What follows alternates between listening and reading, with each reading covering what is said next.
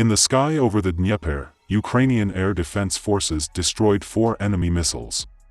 Chairman of the Dnipropetrovsk Regional Council Valentin Reznichenko wrote about this on Telegram, Ukrinform reports. During the enemy attack on the Dnieper, our air defense destroyed 4 Russian missiles. Thanks to the defenders. The message says.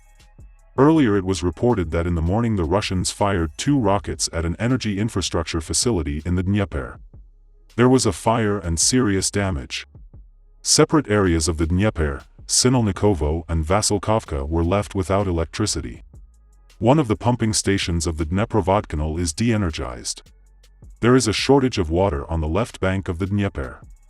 The Russians fired missiles twice at Kurakovo, Solntsevka and Kurakovskaya CHPP. There are wounded and damage. The mayor of Kurakova, Roman Padin, announced this on Facebook, Ukrinform reports. The night from 17 to October 18 was restless. Yesterday and this morning, the enemy launched rocket attacks on the Kurakovskaya CHPP, Kurakovo and Solntsevka, Padin wrote. According to him, there are wounded and injured. As reported, on the morning of October 17, the Russians launched another series of attacks on the energy infrastructure of Ukraine. The massive attack continued on the morning of Tuesday, October 18. In particular, power facilities in Zhytomyr, Dnipro and Kiev were damaged. The Russians began to attack with aircraft from the Rostov region, and not from the Caspian, which leaves us less time to respond to the launch. Yuri Ignat, a representative of the Air Force Command, announced this on the air of a single telethon, Ukrinform reports. Strategic aviation of the Russian Federation continues to bombard Ukraine with Kh-101 and Kh-555 missiles. But now they began to attack from the Rostov region, and not from the Caspian. It's closer. This leaves us less time to respond to the launch, Ignat said. He explained that while the rocket flies from the Caspian Sea at a speed of 900 km per hour, that is, the Air Force can react faster. Also, people have more time to go down to the shelter. Now the Russian Federation is attacking from the Rostov region with Tu-95 and Tu-160 strategic bombers. They have 6 aircraft there, each can carry from 8 to 12 missiles under its wings, the representative of the Air Force Command emphasized. He added that the Russians are also attacking both from the sea with caliber and ballistic missiles from the northern regions. Now the main target of the aggressor is the critical energy infrastructure of Ukraine. As Ukrinform reported, a Russian Su-25 was shot down in the Kherson region, and another enemy Su-34 of the Russian Federation with full ammunition fell in the Rostov region. The Ministry of Internal Affairs recommends that citizens not approach the Shahid-136 and Garin-2 kamikaze drones and not touch the wreckage. The press service of the Ministry of Internal Affairs announced this on Telegram, Ukrinform reports.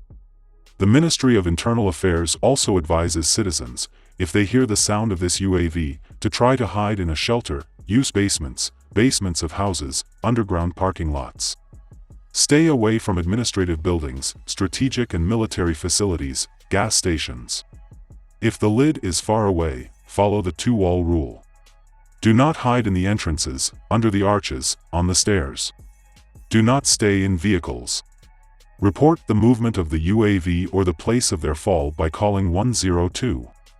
Do not approach the object, do not touch the wreckage, the ministry said in a statement. As reported, on the morning of October 17, Ukraine was attacked by 43 drones, 37 of which were destroyed by the Air Force. On October 18, the National Resistance Center under the Special Operations Forces of the Armed Forces of Ukraine reported that Iranian instructors are helping Russians launch kamikaze drones from Crimea. Today, 12 Russian air targets have been shot down by the forces and means of the Air Force of the Armed Forces of Ukraine. According to Ukrinform, the Air Force Command announced this on Telegram. In the Kherson region, at about 9 o'clock, a unit of the Kherson Anti-Aircraft Missile Brigade of the Aviation Command shot down a Russian Su-25 attack aircraft. Also, military personnel of the VVK Yug destroyed 5 Shahid-136 kamikaze drones at night. During a missile strike from the Black Sea, anti-aircraft missile units of the Vostok Air Command shot down 4 Caliber cruise missiles and 1 kamikaze drone, and anti-aircraft gunners of the Center Air Command shot down an X-101/X-555 aircraft cruise missile. Russia keeps up to 4 ships on combat duty in the Black Sea, including 1 Caliber missile carrier with a total salvo of 8 missiles. This is stated in the message of the Navy in Facebook, reports Ukrinform. As of October 18, 2022, up to 4 enemy ships and boats, 1 SLCM Caliber carrier, the total salvo of which is 8 missiles, is on combat duty in the Black Sea and acts in the interests of launching missile strikes against Ukraine, the report says.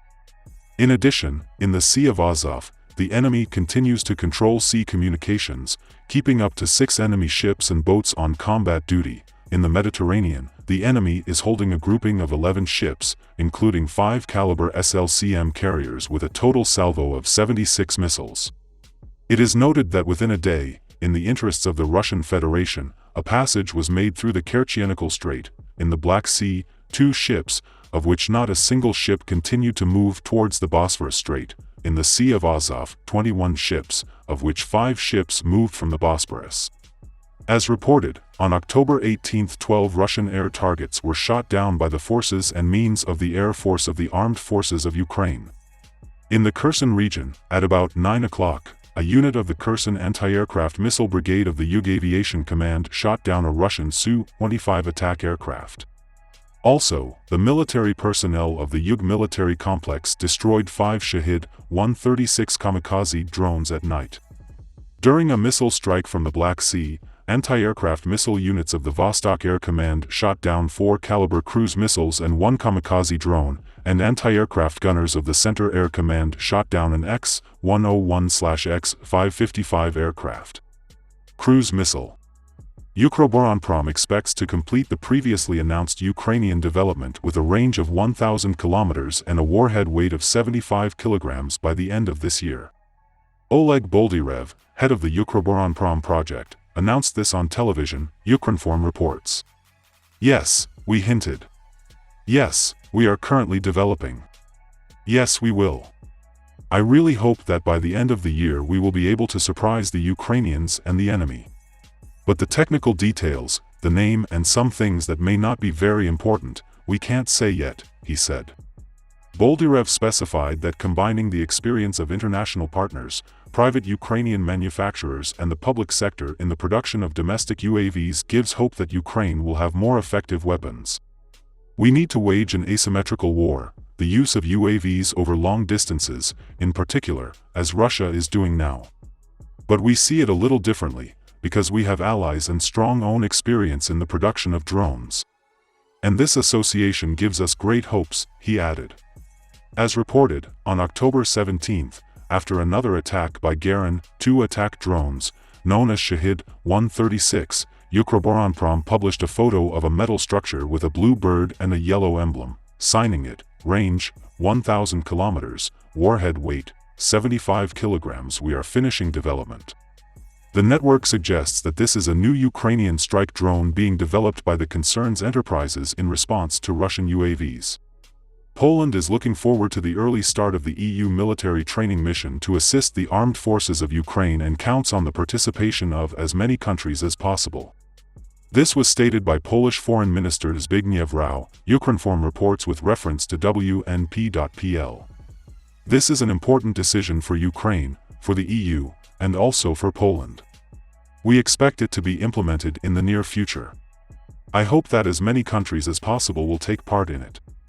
We in Poland are ready to take part in it as a reliable host, he said. Rau. As reported, the Council of Foreign Ministers of the EU at a meeting in Luxembourg on October 17 adopted an official decision on the establishment of the EU military training mission to assist the armed forces of Ukraine, UMM Ukraine. UMM Ukraine will conduct personal, collective and specialized training of the armed forces of Ukraine, including the territorial defense forces, to coordinate and synchronize the efforts of member countries to train Ukrainian personnel. UMM Ukraine will operate on the territory of several European states. Its operational headquarters, coordinating the activities of the mission at the strategic level, will be located in the premises of the European External Action Service in Brussels. The mission will be commanded by Vice Admiral Hervé Bligen, France, head of defense planning and execution at the EAS. The mandate of the mission is for 2 years. The amount of funding is €106.7 million. Ukraine will also ensure coordination between the EU member states in the implementation of measures to support Ukraine at the bilateral level, their coordination with other international partners. The mission will be open to the participation of third countries. Mission command will be in Poland. Air defense destroys 85% of the Shahed 136 drones that Russia launches to strike at the territory of Ukraine. Yuri Ignat, a representative of the Air Force Command, announced this on the air of the telethon, and Ukrinform correspondent reports. Our air defense is getting better and better at destroying enemy drones. Several weeks have passed since the enemy began using Shahed 136 kamikaze drones. The first case of a downing was in Kupiansk, where he was flying alone. Then they started using drones in pairs, then in groups, in different directions, changing course to bypass our air defense systems. If we count in percentage terms, then more than 85% of Shaheeds are destroyed on the route, Ignat said. According to him, Russia mainly launches drones from the south, Crimea or the occupied territory of the Kherson region. However, there have already been 2 attacks from the territory of Belarus and the Kursk region of the Russian Federation. As reported, the Center for National Resistance of the Special Operations Forces of the Armed Forces of Ukraine reported that Iranian instructors are helping the Russian invaders to launch kamikaze drones from the Crimean training grounds. On the territory of the temporarily occupied Kherson region, instructors from Iran were also seen. Russian troops once again shelled the border area of the Sumy region, as a result of which 2 people were killed and 1 was wounded. Deputy head of the office of the President Kyrylo Tymoshenko announced this on Telegram, Ukrinform reports. Russian terrorists continue to shell the border regions of Ukraine. Literally a couple of hours after the end of the shelling, the village of Unikovskaya, Sumy region, came under shelling. 14 arrivals were recorded, he said. According to Tymoshenko, the Russians shelled the center of the village and its surroundings. The deputy head of the base station said that as a result of the shelling, 2 people were killed and 1 was wounded. He also noted that the store and buildings around were damaged. As reported, on Tuesday, Russia continued massive missile and unmanned kamikaze attacks on Ukraine's civilian and energy infrastructure. In Ukraine, from October 7 to 18, Russia launched about 190 massive strikes with missiles and kamikaze drones on 16 regions of our state and Kyiv. Colonel of the State Emergency Service Oleksandr Karunzi, representative of the State Emergency Service, said this during an online briefing, and Ukrinform correspondent reports. According to operational information, in the period from October 7 to 18, Russia launched about 190 massive strikes with missiles, kamikaze drones and artillery on 16 regions of Ukraine and the city of Kyiv. The largest number of strikes during October 10, 11, 17 and 18 were inflicted on the Kyiv region and Kyiv, he said. According to Karunzi, these strikes were mainly carried out on critical infrastructure facilities, in particular on energy facilities, and civilian facilities, both private and multi-story residential buildings. According to him, as a result of the massive shelling of the Russian Federation during this period, more than 70 Ukrainians were killed, more than 240 people were injured, more than 380 objects were damaged. And these are not only critical infrastructure facilities, many of the facilities were civilian. These are more than 140 private residential buildings, and apartment buildings and, of course, other houses that came under fire from the Russian Federation, the spokesman for the State Emergency Service said. Separately, he said that as a result of shelling of energy facilities of the Russian Federation during this period, about 4,000 settlements were de-energized in 11 regions of Ukraine. In particular, we are talking about Poltava, Sumy, Lvov, Ternopil, Kharkiv, Vinnytsia, Khmelnytsky, Dnipropetrovsk, Zhytomyr and Donetsk region. And now, according to the Ministry of Energy, 1162 settlements remain de-energized. These are Dnipropetrovsk, Zhytomyr, Kirovograd, Kharkiv regions, Donetsk, Zaporozhye, Lugansk, Mykolaiv, Kherson regions, including the occupied territories, he said. As Ukrinform reported, on the morning of October 17, the Russians launched another series of attacks on the energy infrastructure of Ukraine. The massive Russian attack continued on Tuesday morning. In particular, power facilities in Zhytomyr, Dnipro and Kiev were damaged.